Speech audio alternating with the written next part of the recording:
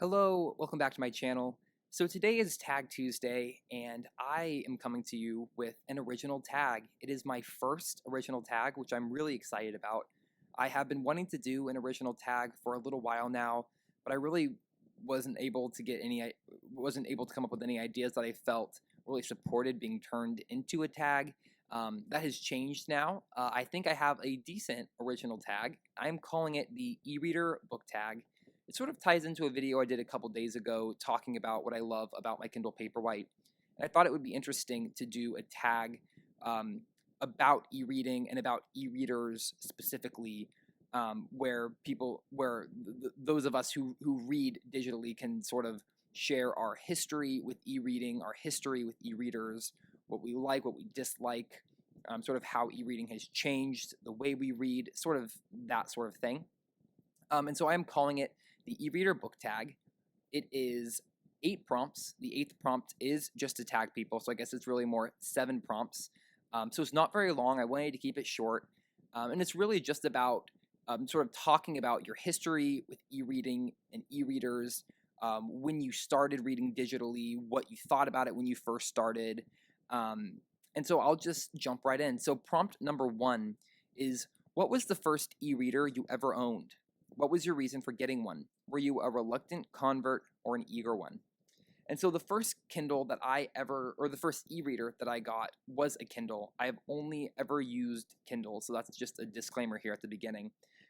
So the first Kindle that I bought was the 4th generation Kindle that was released in 2011. I bought this in 2012 for $75. I was 9 years old. I was very excited about this purchase. I was introduced to Kindles by my uncle who had one, and my family had just come back from a trip visiting them, and I spent a lot of time reading on my uncle's Kindle and absolutely loved it. At the time, I wasn't a huge reader. I was really just starting into reading, but I remember he had, I believe it was The Silmarillion and The Hobbit on his Kindle, and I was reading through both of those, and I just thought that the device itself was just so enticing. I was young. I hadn't really read a lot, but the thought of having a device with all these books on it just seemed so cool to me. So this was my first Kindle, and it still works. I actually charged it up the other day and read for a couple of minutes on it. The resolution is not fantastic, especially when compared to the newer Kindles, but it still works. You get your little loading screen right there. You have your rocker switch for selecting your book. I will show you if it will load. So this is the reading page. So I don't know if you can see. So it's not fantastic resolution, but it still works. You have your physical rocker switches on the side. If I can get that to appear. Got your physical rocker switches, which I actually do miss having the physical switch on the side of the Kindle. I think the Oasis got close. I'll show that in a minute. But I still think that there's a lot of new improvement that they could do for a physical page turn button, and I'm hoping that they do in the future. And then for the rest of that question, were you a reluctant convert or an eager one? I was definitely an eager one. I was very excited. Like I said, I didn't really have a lot of physical books at the time. I wasn't a huge reader yet, but I definitely say that that getting my first Kindle was what led me down the road to becoming a reader. Absolutely. Prompt number 2 is, what e-reader do you use now / what e-readers do you own? So this is my first Kindle. This is the oldest one that I own. Then the next Kindle that I went to was the 2013 Paperwhite, which I believe was the 1st generation Paperwhite. I don't have that one anymore. It actually broke. The screen cracked. It was originally my mom's Kindle. She ended up not really loving the digital reading experience, and so she gave it to me. I used it for a couple of years, I think maybe 2 or 3 years, and then I upgraded to the Kindle Voyage, and I have it here. I really liked. So this is the Kindle Voyage. This thing will not charge. It's completely dead. And so we have the lovely graphic there. But this is a solid design still. I really like the haptic feedback page turn buttons. I really enjoyed using this. I used it again for a couple years. It was quickly discontinued after it was released. I don't think it did super well, but I really didn't have too many complaints with it. I enjoyed it as a device. So I used that one up until I decided to upgrade to the Kindle Oasis, which I did a couple of years ago. And I believe this is the newest version of the Kindle Oasis, the 2019 version, I believe. It still works. I have it in a cover here. It still works. I charged it up yesterday, and I still occasionally will read on this. I do like the asymmetrical design. I do like the physical page turn buttons that it has. The reason that I upgraded to the Kindle Paperwhite and the device that I currently use is just because the battery life on the Oasis was getting to the point where it was dying on me while I was reading, which is just really not acceptable with an e-reader. It shouldn't be doing that. And so when I would take it out of the house with me somewhere where I necessarily didn't have access to a charger, and it dies on you, and then you don't have access to anything, which is a little bit frustrating. But the device itself, the build, the fact that it's an aluminum body, I absolutely love.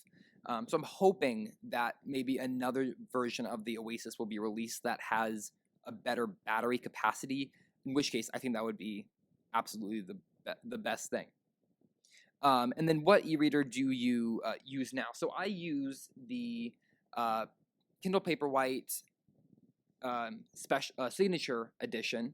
This is the newest. I believe it's 2021, and I talked about this in the video that I did a couple days ago, so I won't talk about it too much. But this is by far my favorite Kindle that I've ever used.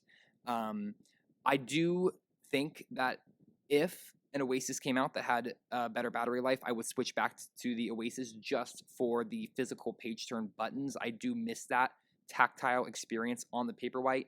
But until that day comes, this is by far my favorite Kindle that I have used. And this is the main e-reader that I do all of my reading on.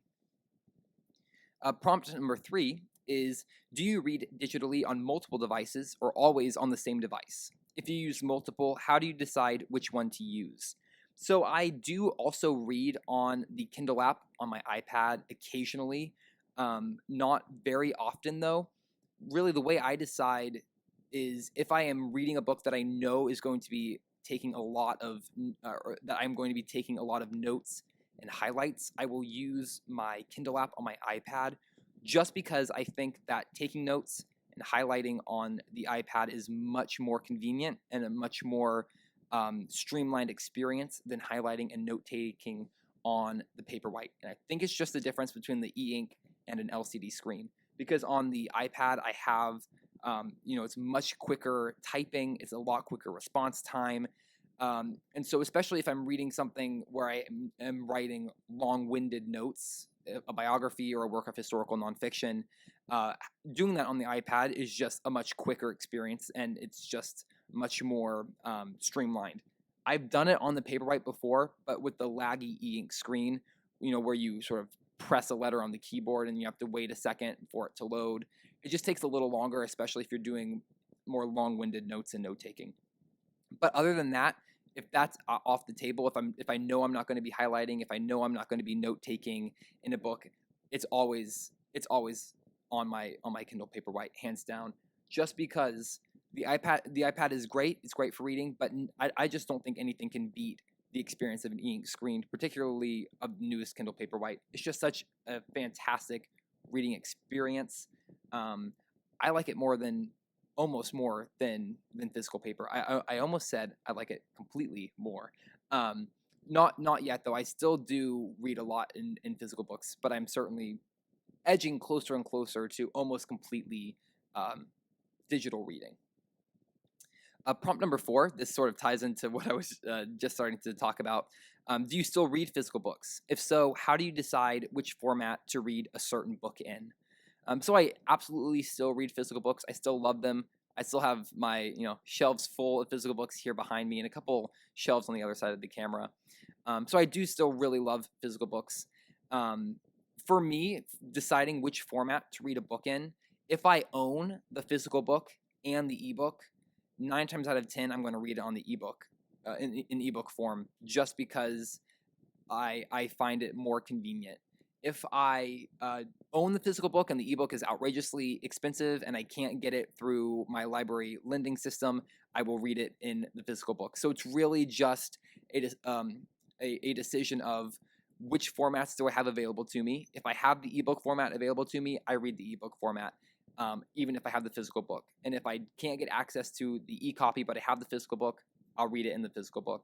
And also, what I still love about physical books that will never really be replaced by digital books is the fact that it is an item that you can put up on a shelf. I really do like that. My shelves are, in my view, sort of a visual representation of my reading journey and my reading tastes, and I like being able to have that. And so sometimes what I'll do even is I will buy the physical book of an ebook. I will buy the physical version of an ebook that I really enjoyed to be able to have up on my shelves, because I do like that physical, visual representation of what I am reading, and that's that really can't be replaced with ebooks. Prompt number 5 is, what is something you dislike about reading ebooks? And this ties in again to what I was saying. What I don't like about ebooks is that you don't have the visual representation. You don't have the object. You don't have the item to put up on a shelf to sort of see on display, to see behind you. It's very much just a digital file, which obviously that's what it is. Prompt number 6 is, would you ever ditch physical books completely and become a sole ebook reader? If yes, why? If no, why not? And I do think that I could see myself, if I had to ditching physical books and becoming solely an e-reader. And that's just because of the ever-growing availability of ebooks. The one thing that would have to change for me to completely dive into e-reading would be the prices of ebooks would have to go down significantly. Over the last couple of years, ebook prices have gotten absolutely ridiculous, to the point where I have found physical books being cheaper than their ebook counterparts. A couple days ago, I was looking at an ebook of a book that I own on my shelf that I wanted to have a digital version of, and the paperback was $12.99 and the ebook was $15.99, which is absolutely insane for a file to be more expensive than the actual printed book. So if prices would have to go down, if prices went down on ebooks to where they were, let's say, all under $10, I could definitely see myself switching, just because of the convenience and then also the space saver. I don't know if I will always have the setup that I have now. I don't know if I'll always have the availability of book storage that I have now. And so, not knowing that factor, ebooks are fantastic because, storage is the size of the device.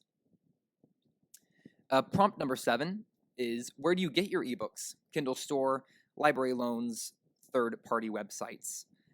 So I used to buy all of my Kindle books just right from the integrated storefront on the Kindle itself. And I still do that sometimes, but again, the pricing that has started happening with ebooks is just absolutely insane, and it's so expensive to buy ebooks straight from Amazon now. Not for all books, not for all genres, but the majority of the books that I read are very, very expensive for some reason in ebook form, and I really don't understand why that is. I would like to learn sort of how the pricing of ebooks works, because it seems very haphazard to me, which I know it's not. I know it's certainly calculated, and there are the reasons for the pricing being what it is. I just don't know what they are, and I would certainly be interested in learning how the pricing structure works, because it seems really, really haphazard to me. So I've started doing a lot of loaning from my library through Libby, which used to be Overdrive, which is essentially an app that allows you to access your library's digital, basically your physical library's digital library to get magazines and ebooks and audiobooks. And so most of the time I'm able to get what I want to read through my local library. Sometimes if something's really sort of an obscure historical nonfiction title, I'm unable to do that, in which case I'm sort of forced to buy it from Kindle unless I can find it on a third-party website. For classics and for fiction that has crossed over into the public domain, Project Gutenberg is absolutely fantastic because they have literally everything that is in the public domain. So you can download it from their website and then port it over as an EPUB or a Mobi if you need to convert it for an older Kindle device over to your Kindle and read it on there, which is fantastic. So for classics and texts that have gone to the public domain, I use Project Gutenberg. And then there are a couple third-party websites where you are able to buy ebooks and then port them over to your device. I haven't done a whole lot of that really ever, mainly because I'm typically able to find what I'm looking for on my Kindle library, on my local library's lending app, but there are some third-party websites. So that is the end of the ebook or e-reader book tag. So prompt number 8 is to tag some people.